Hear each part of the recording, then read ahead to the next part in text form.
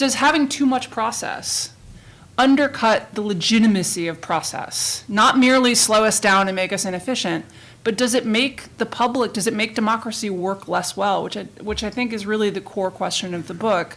Not in any given bureaucracy does it like make things a little less efficient, but does it actually undermine our ability to build a society in which things can happen?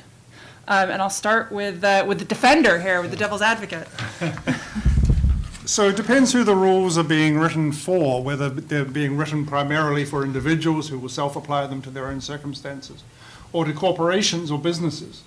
Because one thing we haven't touched upon is that corporations evolve bureaucracies of their own to match the bureaucracies that they are faced with from the state.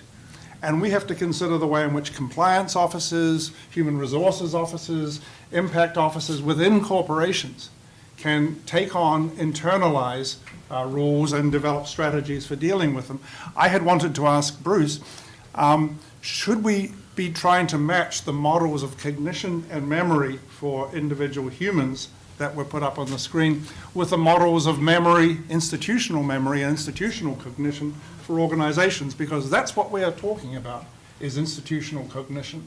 And sometimes the rules that sound absurd when they're discussed in a setting like this make much more sense when they're being addressed to a large mechanism that will then develop strategies for dealing with it. Well, I think we actually have two people who have given slightly different answers to that, so I'm going to throw that to them. We have Professor Homer and then Professor Romer, with nice alliteration, who actually, I think, came out somewhat on opposite sides of that. So if I could ask each of you to do a very brief, 1 minute response to that question. Sure. I think it's a really interesting point. And one of the things I didn't get into is that we have limits of working memory, but we've also have built lots of tools to overcome those, including books and archives, and I study technology. But yeah, so it's really intriguing. The idea to think, yes, let's try to, we still have limits to our capacity to process all this information, but it comes back to retrieval, I think, and that's the whole point you're making. So let's find these good cues to retrieve them, reduce the sort of burden of having to think about the outcomes we want, and if we can make the institutional and individual mesh, that would be fantastic. Professor Romer. Are you still there? Yeah. So first, I think we should pay attention to people who are saying, this legalistic system is broken, even if they're people who are, otherwise not being completely coherent or just being emotional. I think for two reasons. One, you alluded to, Megan, which is that you can the whole system functions only if law and judicial decisions have legitimacy. And legitimacy is something that's got to be earned by the system. So if you're getting bad outcomes and inefficient processes, you lose legitimacy, the whole system is going to collapse.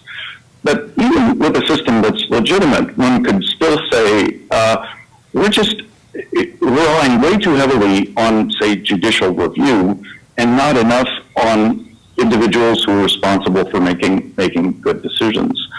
And so I think we may be facing both problems. We're at risk of losing the legitimacy of the system of judicial checks on behavior, but we're probably relying on it too much, and we really should explore where can we delegate executive authority and responsibility and open up, at least especially in the U.S., open up more opportunities for that to function. And I'm going to throw this out to our economists who've arrived, and you were probably aware that this sort of mirrors the question of Adam Smith's the man of system, right, versus the man of print. Can we fix this, and how bad is the impact that this has on systems? I think legitimacy is the right thing to be focusing on. And what to do when you've sunk into a bad equilibrium, or a low-level equilibrium, as Professor Fukuyama called it. On October 31st of 2017, the Center on Capitalism and Society had another remarkable conference. It was called The Age of the Individual. It was 500 years ago today.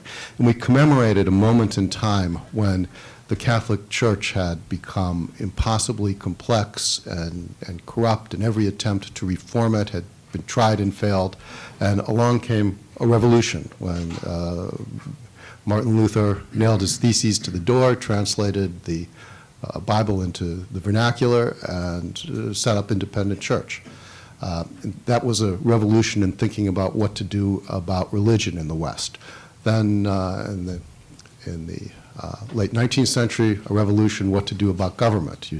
The Continental Congress has a Declaration of Independence, you storm the Bastille, and like all revolutions, it leads to themes of emancipation, individualism.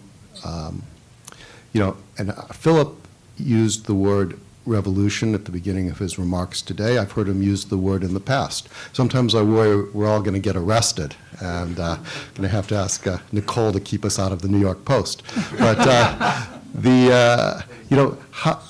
so I guess I'd turn it into a question to Philip. How do we have a revolution where you sweep things clean because the equilibrium is stable and gradual adjustments don't work? I think that's the question that we need to address, and I think the word revolution is interesting.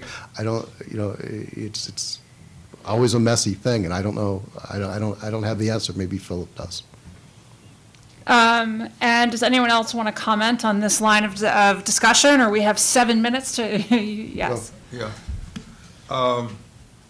I don't think although I'm an economist, I don't think I'm a person who's qualified to figure out how to realize Philip's dream.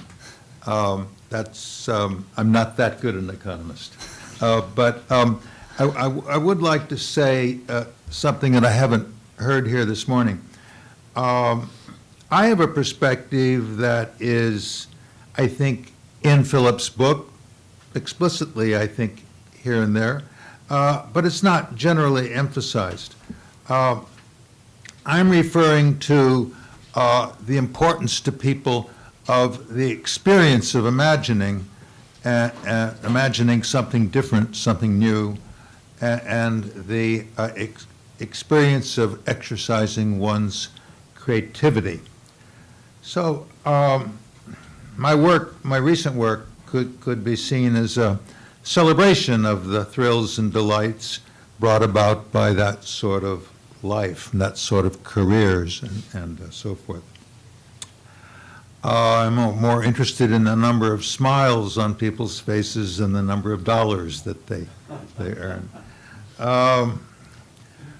So from this perspective, I think one would like to see a relaxation of regulations where that would be exhilarating for the bureaucrats, and where it would also be of benefit to those being regulated. So maybe we should be proceeding in a gradual way of trying to think about the needs of bureaucrats to express themselves, rather than taking the view that bureaucrats ought to use their judgment. That's what we're paying them for. I think that's actually a really important point, and I was a little surprised on the earlier panel because the bureaucrats I know, the people who work in civil service, they hate it. They hate this feeling that they're not allowed to do anything, that everything is so bound about by rules that, the flip side of the conservative complaint about government not working, which is correct, is that you then also have to say, well, but you have to give them the power to work. You can't you have to pay them enough to get good bureaucrats from the private sector, as we've heard.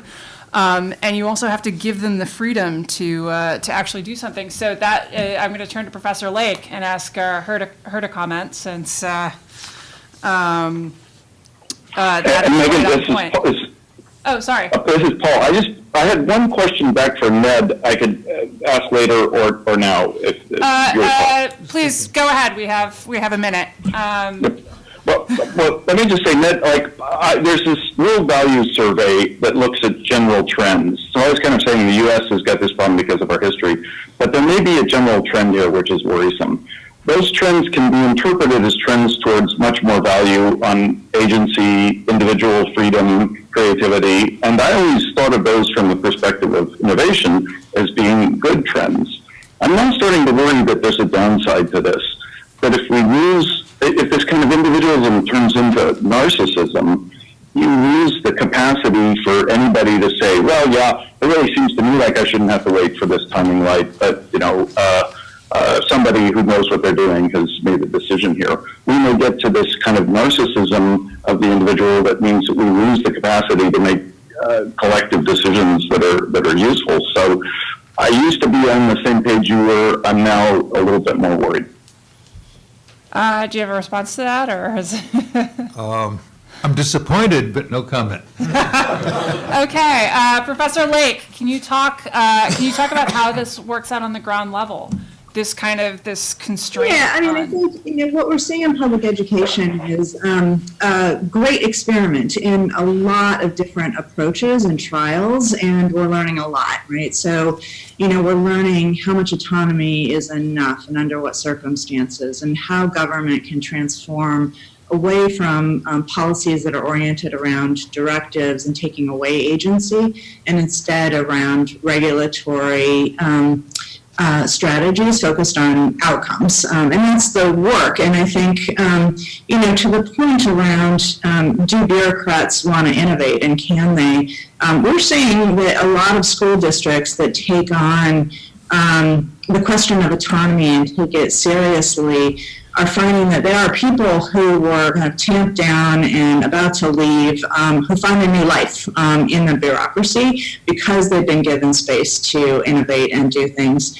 And that they can, to Professor Fukuyama's point, when government agencies kind of develop these capacities, they can create a spectrum of opportunities for folks that fit their abilities. So bottom line is there's not one path, but I think it's the work, and that's where the research and development comes in.